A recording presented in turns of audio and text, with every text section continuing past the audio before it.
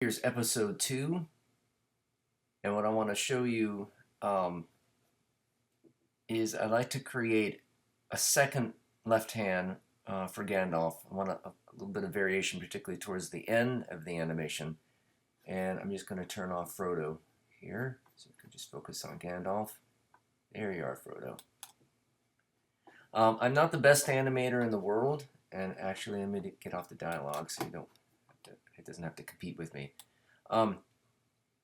If I could, and it would be nice, I would like to do it frame by frame instead of using the bone manipulation technique. And then, I do move some points here and there and do some switch layers and swap out, of course, the lip sync and then some of the hands. I think things look better if you do an onion skin type thing. I don't think this is going to show up because I don't really have it in a mode set for that. But I'm just doing the best I can with this. And if we can get on to creating a new hand, what I'm going to do is match that to Gandalf's hand down the line here. It goes back down, out of frame, and then it goes back up. And it would be at this point that when I would want to create the hand and have it go up to his chin when Frodo is talking. So that's what I'm going to do next.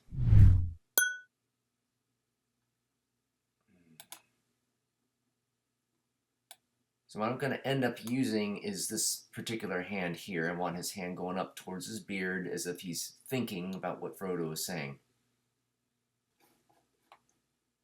So his sleeve, when his arm goes up, kind of towards his chin, I'm going to add some more distortion, make the sleeve droop a little bit more, but I'm going to need to show a little bit of a shadow under the cuffs.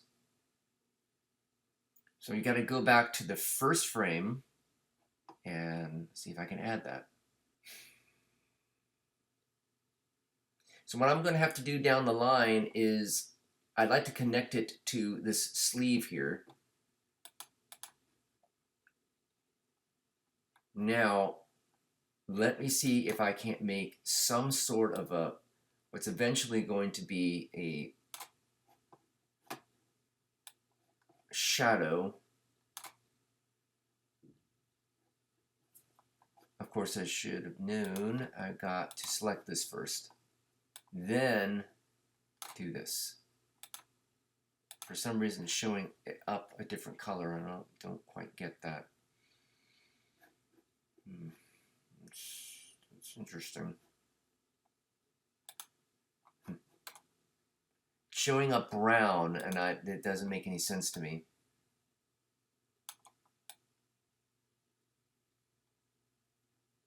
And it's showing up purple too, which is odd. I'm just wondering why it's doing that. Let me see if I can't turn this off.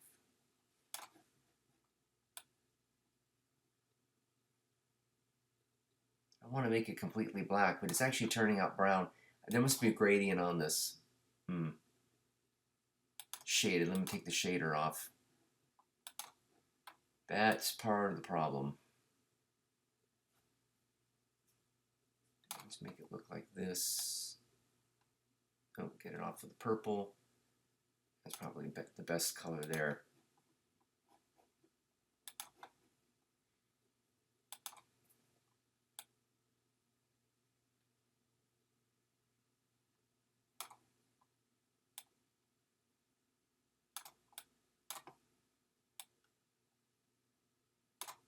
Some point later on, I'm going to put this back in there. I want to make sure that I've got enough points to shape the geometry of this thing.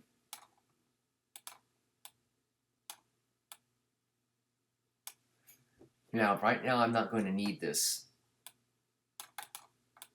So what I'm going to do is change the stacking order of the left hand. Oh, actually, I think I can do this. I can go up here and hide it. Wait a minute here. I can lower it, but this is a problem because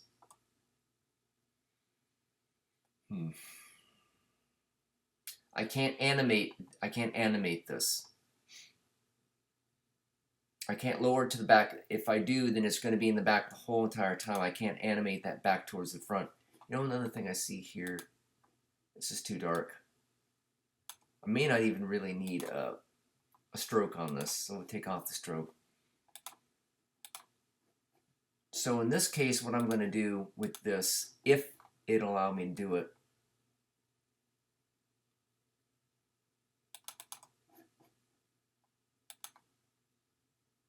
sort layers by depth and enable animated stacking order. Of course, this is yet another problem because this shadow, it has to be in its own layer.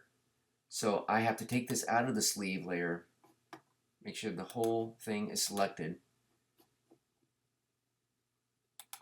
create a new vector above that layer. Of course, I could do it below. It's probably better to do it below. But let me copy this, put it back in there, turn that off just to make sure. Delete the shadow from the sleeve layer, go back to this, call this sleeve shadow.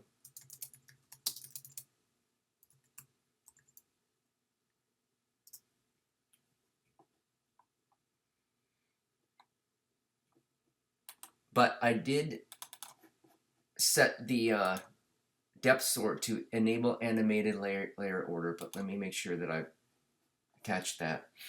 Now, there is another issue here because it's just hanging there. It is attached to the actual layer.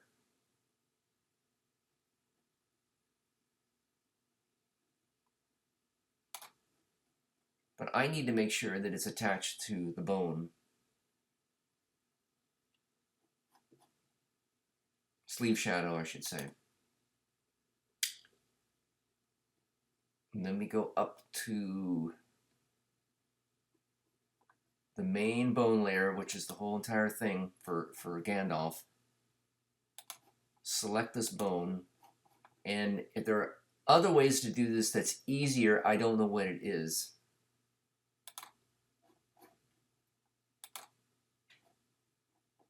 Let me make sure those points are bound. There we go. Now there will be no question. See, now that the arm is down, it's out of the picture, out of the main viewer, still connected. But I don't want it to show up, and it's not going to show up just yet. So this is good. It's doing exactly what I want it to do, and I don't think there's going to be, it's not going to creep in. Now, Gandalf's arm is down. Let me turn this back on so I know exactly where it needs to come in. Because Frodo's talking, Gandalf is concerned. Whoops. Gotta put Gandalf. Well, I don't really need his beard back on yet. But this is terrible. Far worse than all your hints. This is terrible. So it's going to come in about here, because he's kind of concerned that Frodo is concerned.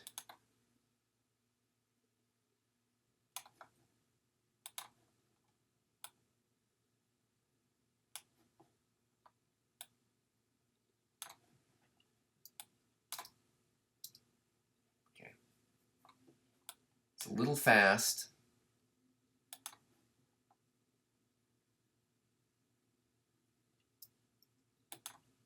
Delete that. I would go more like this. Now he's going to be, you know, like literally scratching his beard at this point. I need to bring the beard back in so I can see what's. I mean, he's not really going to be scratching his beard. It's just going to be, he's going to be bringing it up close. Now I want to draw this hand, or particular hand. I need to bring it in.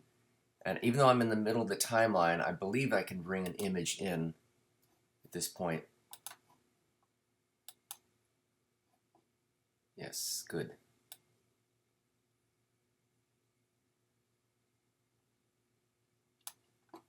It's going to appear, let's see, probably close to this. I'll make sure I get the size right. I want it as close to this hand size as possible.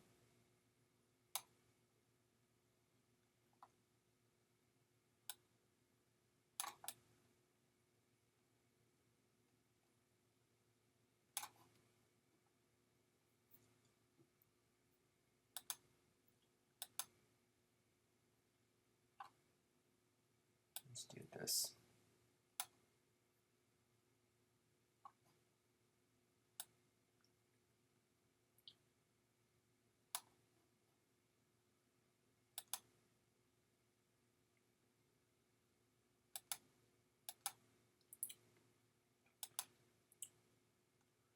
Let's see, looking at the size of the pinky here, I would say my hand, the new hand is too big. So let's just resize that. I think that's still a little bit too big.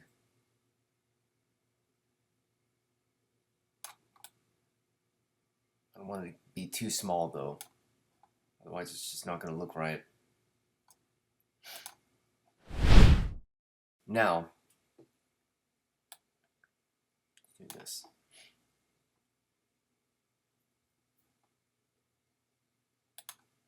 New hand.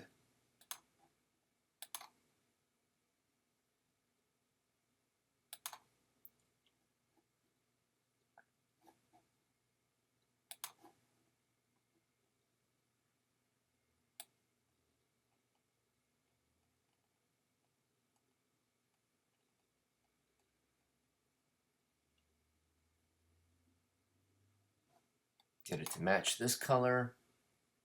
I think the stroke is fine. Yeah, I think the stroke's fine. Now I'm seeing a little edge here, a little hiccup that I want to get fixed.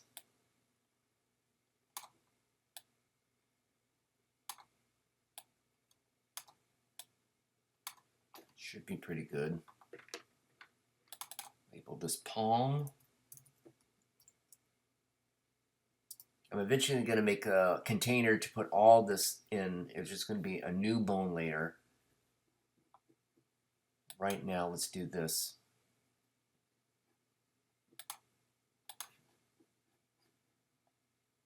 Now, what I like to do is I like to draw my vectors, everything in as one piece that I can manipulate in a bone layer instead of making like one joint here, a second joint here, small one here, and so on. Sometimes it can look better because you get less distortion in your points when you're manipulating your bones. But for the hands, it doesn't really seem to be that bad. It doesn't, I don't get a lot of distortion and pulling. That usually happens in the sleeves and in the arms. That's where that happens.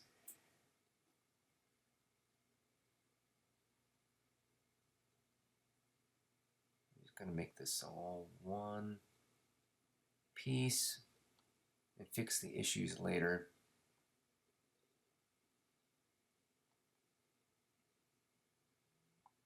This does beg other considerations. Where I'm drawing this like this, am I going to be able to, since I might want to move the pinky at some point and let it open up in the bone, will this pinky actually work? Or is it going to distort too much? That is a fascinating question. Right now, I think it'll work like this. Let me turn it off and get this to match a little bit better.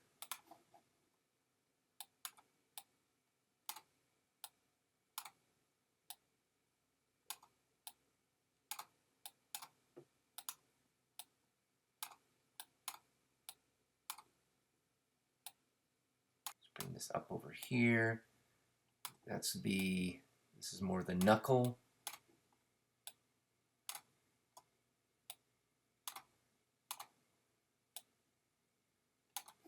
Let's add a little bit, add another point here.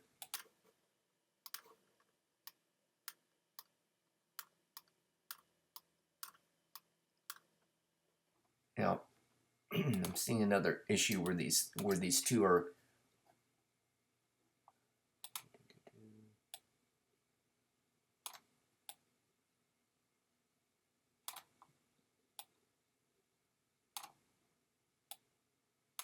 So usually where I get issues is in the auto weld. I should get themselves auto weld. I don't know. They don't seem to snap that I know of. Like in After Effects, I think you can get things to snap, but don't seem to be able to do that in Moho. So there's a pinky. I went ahead and sped everything up, finished the hand, because you obviously get the idea of how to create fingers on a hand. And the next episode, I'm going to talk about the stacking order of the fingers. And of course, I went ahead and created wrist, a small arm, and connected it to the bone. And yeah, that's all for now. I'll see you in the next episode.